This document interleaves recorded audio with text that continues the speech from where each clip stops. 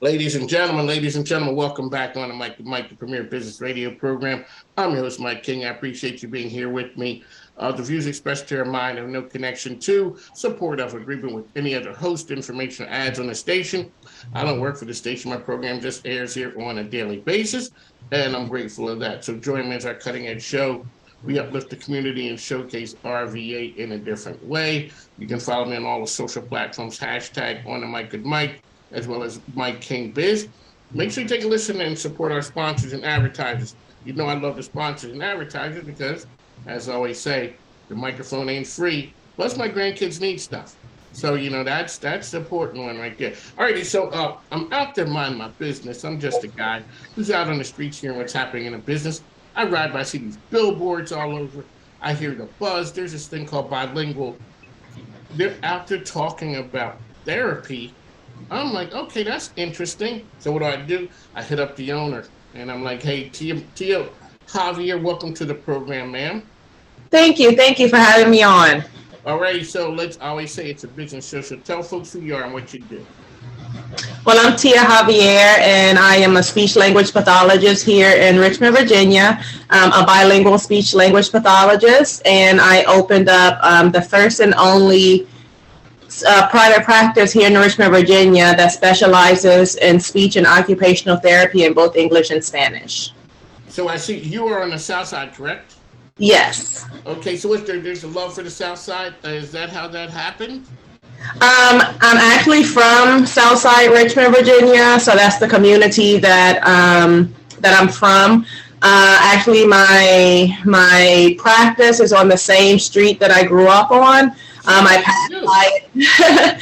I passed by it every day as a kid, and never knew that one day I would end up owning it and having a business out of it. So it has become a full circle, and I'm giving back to my community. Okay, now that's an incredible story right there. Alrighty, let's talk about the journey from kid to therapist. Did you always want to be that?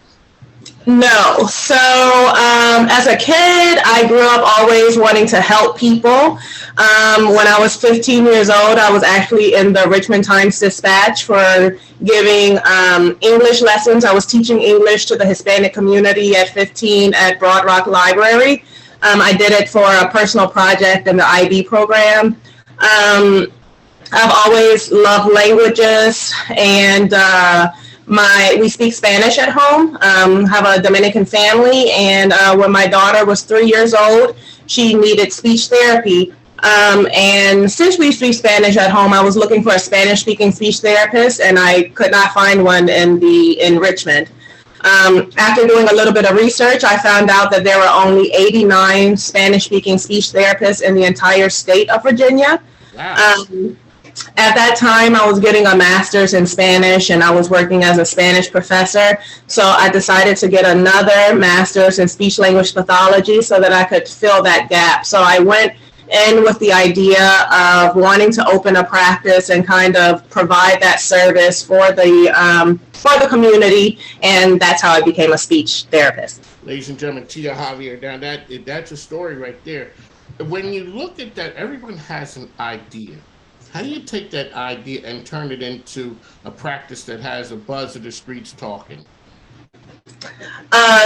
So basically, I knew from being from the community, I knew the gaps that already existed.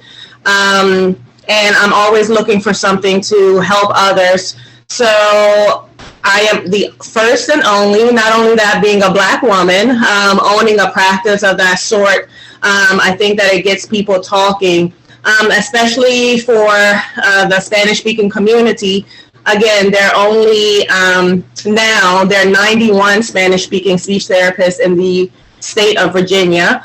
However, in the United States, there are only 225 Black Spanish-speaking speech therapists.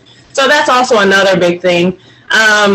So I have people from Charlottesville, from Williamsburg area that are traveling to my practice because it's one of a kind and it's very new. A very new concept for the area. One of my Tia Javier, bilingual therapy is who she is. So you hung your shingle out. When did you know you had something?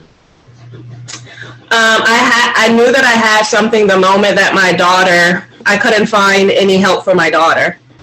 So again, at that time, I was already in school with the idea of being a Spanish professor, where I worked at Virginia Union for a few years.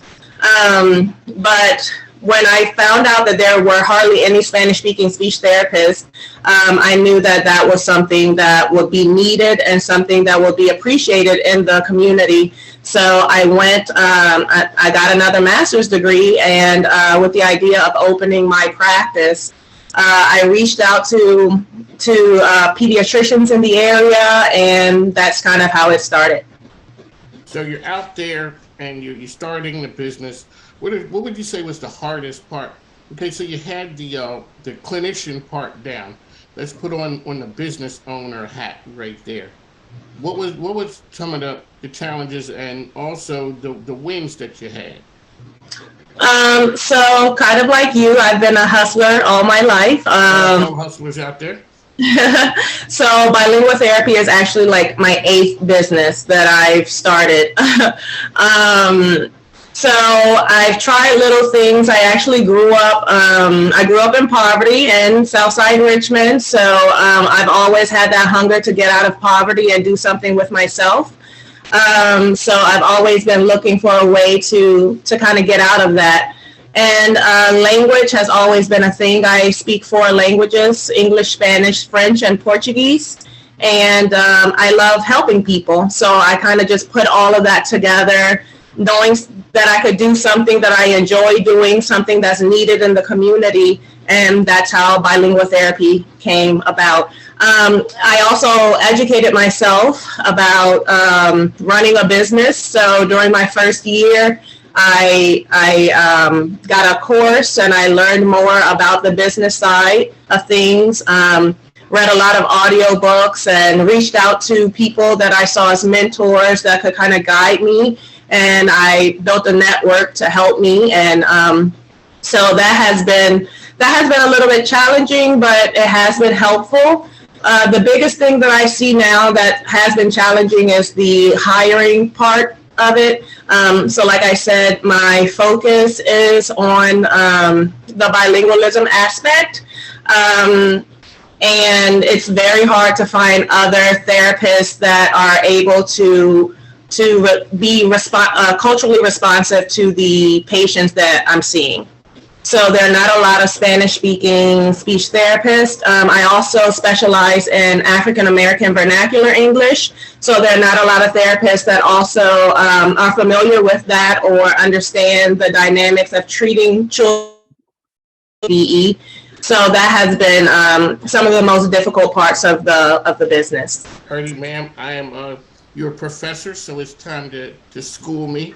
What the heck is African American vernacular, whatever you said? So African American vernacular English, also known as AAVE or Ebonics as well. Okay, you got me. Okay, I got you. Okay, I understand Ebonics. Yes, so it's basically a legitimate dialect of English that is spoken by some African Americans. A lot of people know it as Ebonics or Black English. So it's that.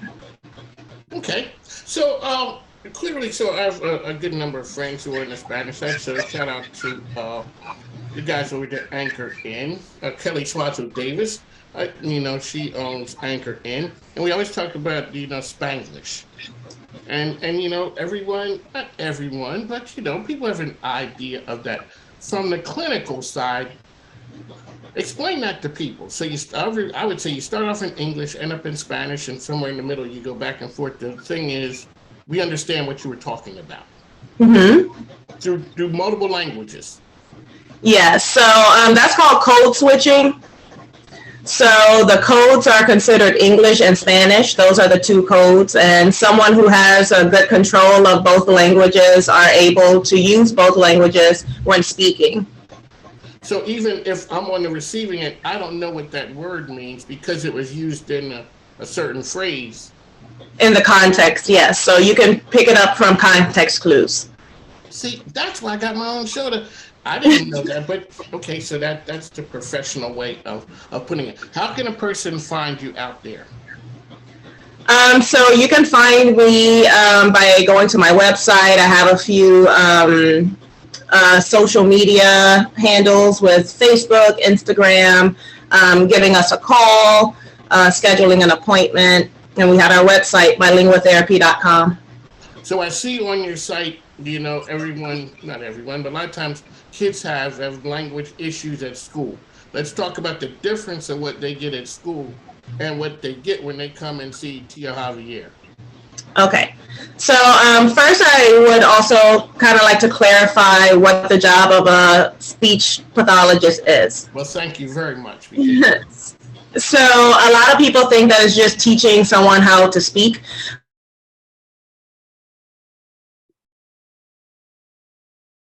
Oh, we lost you.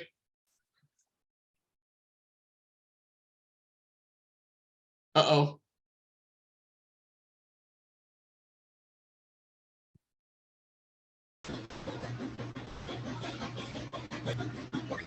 Ladies and gentlemen, we're back with Tia Javier. She's going to explain to me what exactly a speech pathologist is and why that's so important. So the scope of speech language pathology is pretty large. We can treat people from birth all the way to the elderly. We can work in places like hospitals, in schools, in nursing homes, in the NICU. And our scope of practice includes things like fluency, so people who stutter. We also treat language disorders, so people who have issues with expressing themselves and also with understanding language. We treat articulation issues, so issues with pronouncing certain sounds, swallowing issues, so people who have strokes and they have issues with swallowing, people who have throat cancer and have trachs, we treat those things. Kids who have autism, we even treat voice disorders, so maybe some singers who have some nodules on their voice. We even had a trans voice patient, so let's say a male who wants to transition to female and needs help with their voice. So our scope of practice is pretty big. My specialization is in pediatrics, and it's in speech and language. So the majority of my patients are usually between the ages of 1 and 5, and they have issues with just speaking. I have patients who are 3 and 4 years old who do not know what mama, dada means, or mommy, papi, whatever. They don't call their parents. They don't know their own names. So I'm teaching them how to understand and how to communicate back with their parents in whatever language that may be, if it's English or if it's Spanish. Tia Javier here, Bilingual Therapy. She is here with us right now. Ma'am, we've come through the pandemic. Let's talk now. Like I said, you are my favorite speech therapist person. I don't know any others, so that you win by default there. What exactly did the pandemic do about being away from each other due to the kids? Okay, so that is a big one. The majority of my patients are in that 2 to 3 year range that were right in the midst of the pandemic. So what I'm noticing from my patients is that there is a lack of social communication development. So we have some kids who have not been socialized with other people, and they just do not know how to react with that. So they may be extra afraid of other kids or other people, and they don't socialize. So there's no turn taking and conversation or play and things like that.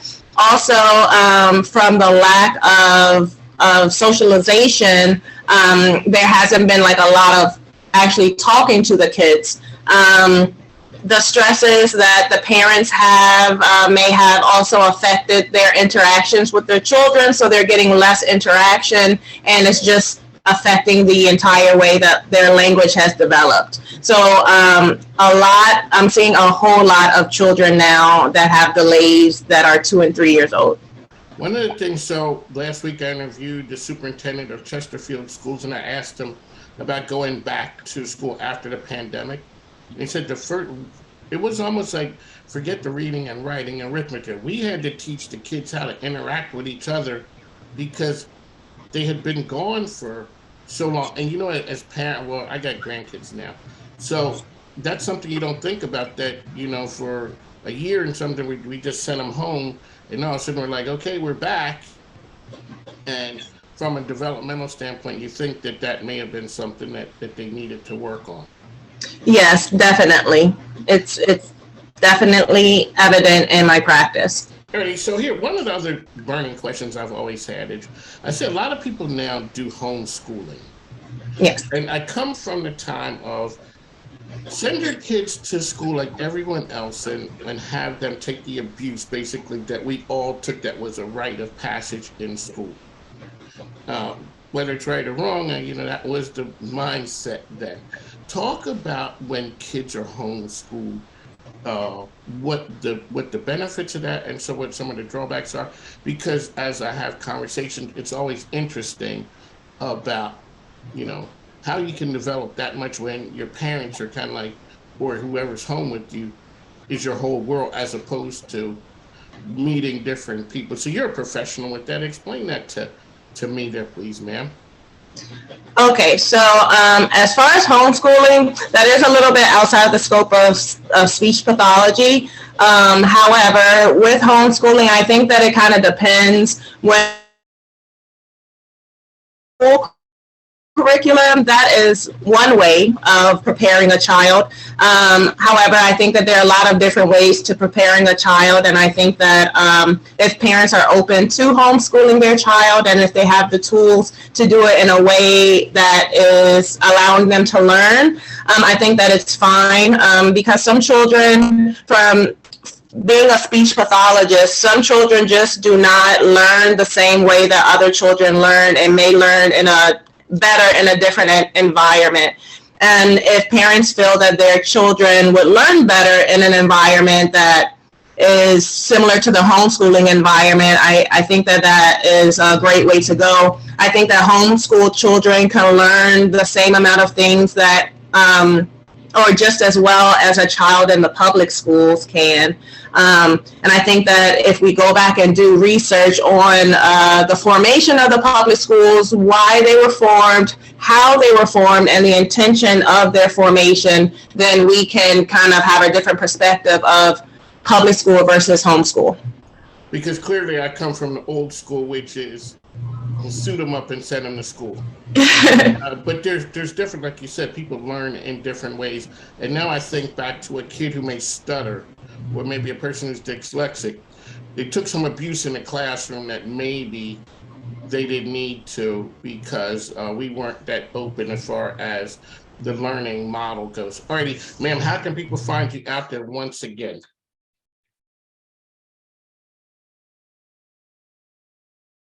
Alrighty, we have Tia Javier. Are you back with us?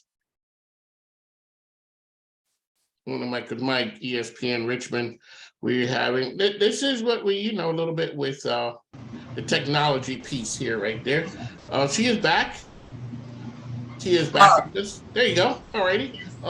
We do this all the time, so we understand. How can people find you? You can find me on Facebook. You can just look up Bilingual Therapy. I'm also on Instagram, LinkedIn. You can give us a call. Our number is 804-562-7307. And you can find us on our website, bilingualtherapy.com. Alrighty. From a business standpoint, new and exciting thing that you'd like to let our listeners know about as we move into 2023? So we just recently moved into our permanent location, the location that I was telling you about on the same street that I grew up on, right in front of McGuire's Veterans Hospital. We purchased the building there, and we're now permanently there. We also just reintroduced occupational therapy back into our practice. So we are doing both speech therapy and occupational therapy. And the goal is to grow for 2023. Like I said, there are not a lot of Spanish speakers or Black or brown people in the speech pathology profession. So my goal is to reach out into the community, to nurture more people into the profession, to make it grow and to diversify it more. There you go. Congratulations on all you're doing out there. Like I said, billboards are attention getter. I'm like, go ahead. That's a nice touch. So, On the mic to you, Javier. We'd like to thank you for coming on. I'm going to give you a shot because there's some folks out there I think that would really benefit from meeting you. So, well, that's what we do here on the mic with Mike, ESPN Richmond, a choice 105.3 International Business Cook Radio, coming to you from the ESPN studios. We'd like to thank you, ma'am. Take care. Thank you.